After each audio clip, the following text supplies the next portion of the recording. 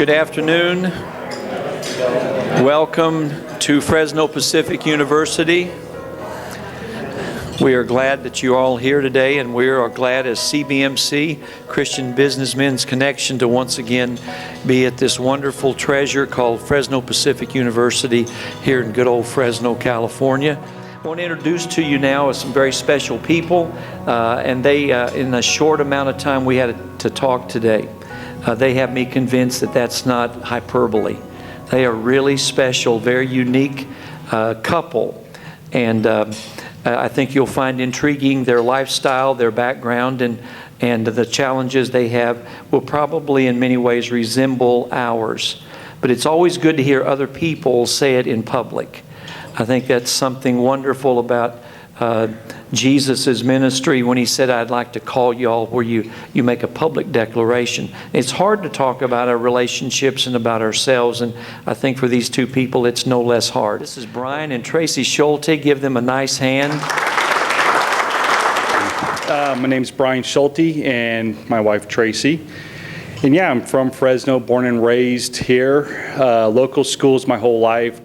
Went to Fresno High, kinda, when they could keep me in class. And yeah, I wouldn't say I was a bad kid, but I had issues going to school. I didn't like being at school. I liked hanging out with my friends, doing what I wanted to do. And it bit me at the end when I didn't graduate. So, you know, it's just one of those things that had happened. But of course, being 18 years old, you think, I'm 18 years old, what's the matter? You know, I'll be okay in the end. I'll rebound from this. And then you kind of see the reality of things when doors are kind of closed to you because of that one thing, the diploma. So thank God for athletics. Had it not been for athletics at that time, I probably wouldn't have gone to school as much as I did. I had a football coach, Jim Giovacchini, who went to, at the time, it was Kings River Community College, now back to Reedley College. And he basically tracked me down, said, what are you doing? If you're doing nothing, I got something for you to do. And Coach Giovacchini then took me down, registered me at Kings River, where I started education again and playing football. Even at the end of it, it's just school was not for me. It just at that time in my life, if I could play football, do sports, whatever the whole time, I would have been the best student ever. But that's not the reality. Getting a sandwich one day and look over and see this Marine Corps recruiter. He said, what are you doing? At the time, nothing. Why don't you come talk to me? And right then and there, I enlisted in the United States Marine Corps. 19 years old, and I'm in an airport in Mogadishu. And as a 19-year-old kid, you think you know what the world's about. You think you know what poverty is, what suffering is, till you go to some place where it doesn't even rate to be called third world. It was,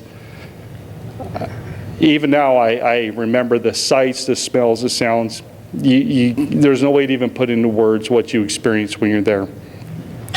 So to say that put kind of a zap on my vision, from that point forward is where I really started growing up, and you kind of realize the world is not it's not Fresno. It's not, we think so much in terms of what we have here. It expands beyond us as far as what's going on in the world. And to experience that at that time was just, at 19 years old, I just remember thinking, how would I even explain this to anybody if they even asked me? I had nothing to compare it with. Had some very, very interesting times in that 4 years I served in the Marine Corps. I went to high school in Reedley. Both of my parents were educators, so I didn't have a choice going to school or not. I actually enjoy school. Our son, who's not 5 yet, doesn't want to turn 5 because he doesn't want to go to school. Wonder where that comes from. I was recruited by Fresno Pacific out of high school, and I can remember to this day coming to an open gym tryout, whatever it was, and first of all, not even knowing where the school was. I had no idea. So my dad drove me here, and we did the tryout, and I sat in the parking lot in tears with my dad saying, there's no way I'm not going to that school. Too small, sports, it doesn't matter. I'm not going to that school. I don't want to be there. And He tried to get me to think about it for a while, a couple days, and I just said, no, that's not the right place for me. At least I thought it was my decision. We know now that none of those were my decision. It was left to somebody else.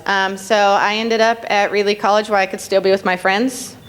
I went through the honors program there. I played volleyball there, and ended up transferring to Fresno City and taking a year off of volleyball. I just played tennis there. And then somehow, I think I was in an adult volleyball league, and Todd and Dennis tracked me down and brought me here to Fresno Pacific. And for some reason, the second time around, it was the right fit and the absolute right place for me to be.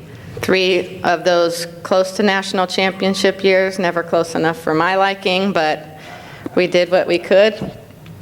I think when you ask Dennis about this program, he's going to be as modest as I hope that I am when we talk about it. But I think the one thing I always thank Dennis for is I feel like I've been blessed with some gifts, and he never let me lay back and rest on my laurels and just be good enough with what I was doing. Dennis always pushed and demanded more. And I thank you for that. You could have let me just be the person that my mom had to deal with when she was my coach.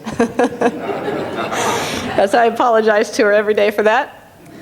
But all it took was one coach on one. A ball fell and I didn't go for it, and Dennis got a bucket of balls and threw them for like a minute. Like, whatever I just did was not acceptable. It wasn't up to his standard, and it wasn't okay. And something clicked, and I thought, okay, somebody's going to hold me accountable for being better than the person I thought I had been already.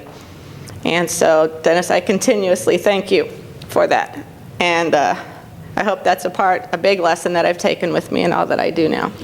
My education opened up a lot of doors for me. I like going to school. I would do it probably the rest of my life. And we always talk about backgrounds. They're different, GED, master's degree, but I always sit in a room with him. I'm like, God, do you know how much money I spent on my education? I feel like you're so much smarter than me. How does that work? But we complement each other at this point in terms of everything that we do. So I think we both need a lot of growing. We didn't meet until we were 25 and 27 years old. I think we did a lot of changing. Thank goodness he did, from 18 to 25. And it just seemed to be the right time. And so it's not as easy in the moment to understand that there's a higher power that's in control, even though when you think you're the one making the decisions, and you are to an extent. But we were brought together at a time in our life for the right reason, and 10 years later, here we are. So, do you see any connection to what looked like at the age of 19 and you're in Somalia? As I got out of the Marine Corps, even back in 97, 98, had you told me I was going to be in law enforcement, I would have laughed in your face, quite honestly. I literally fell into what I'm doing now. The Marine Corps, then out of the Marine Corps I became a correctional officer for 6 years in Madera County. Then I went to Madera Police Department, then Fresno County Sheriff's Department. Getting out, I never thought, yeah, I want to be a cop. I want to be in law enforcement. I had no idea what I was going to do when I got out. And like Tracy said, we don't make our own decisions. We're kind of led to our decisions. Where would you be, or how would this work if you and your wife were not people who knew there had been a plan, there was a destiny, there is a purpose, there is someone who captures your heart? So how does that fit as we close down with you all sharing your time today? It wouldn't have worked, quite honestly. It wouldn't have worked. Those of you that are married, you know those first few years are hard. It's an adjustment, and ours was no different. And there are so many times when you could just say, you know what, it's not working, let's just call it even and go our separate ways. We both have faith in each other. We have strong families. We have faith in Christ. There's always going to be those rough times, and we still have those rough times. But I know that without a doubt, I mean, she's my best friend. She's always there. She is my rock. Bad day, bad night, whatever. I don't even need to talk to her. I just have to see her, and I know I'm better. And I can't imagine not having that in my life. And, you have your relationships with people, you have your relationship with God. The two highest for me are obviously God and my wife. Without those, I don't know that we get to where we are 10 years later.